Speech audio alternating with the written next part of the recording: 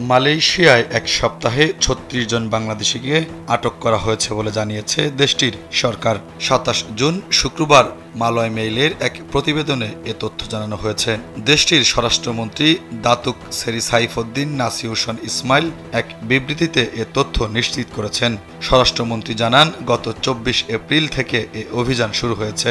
এ সময় ৩টি ধাপে সেলেঙ্গার ও জোহর রাজ্যে অভিযান চালানো হয়। এ সময় জঙ্গি সংগঠনের সঙ্গে জড়িত থাকার অভিযোগে এক সপ্তাহে ৩৬ জন বাংলাদেশিকে আটক করা হয়েছে বলে জানান স্বরাষ্ট্রমন্ত্রী। তিনি বলেন, বিশেষ শাখার গোয়েন্দা তৎপরতা ও সমন্বিত অভিযানের মাধ্যমে দেখা গেছে এই গোষ্ঠী ইসলামিক স্টেটের আদর্শে অনুপ্রাণিত হয়ে মালয়েশিয়ায় চরমপন্থী মতাদর্শ প্রচার করে আসছিল।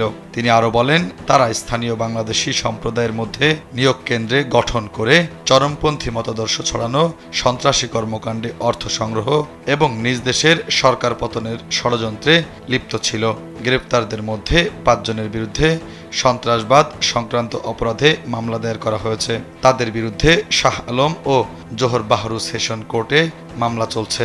এছাড়া বাকি ৩১ জনের মধ্যে ১৫ জনের বিরুদ্ধে দেশত্যাগ আদেশ জারি করা হয়েছে এবং ১৬ জনের বিরুদ্ধে উগ্রবাদী কর্মকাণ্ডে সম্পৃক্ততার অভিযোগে তদন্ত চলছে।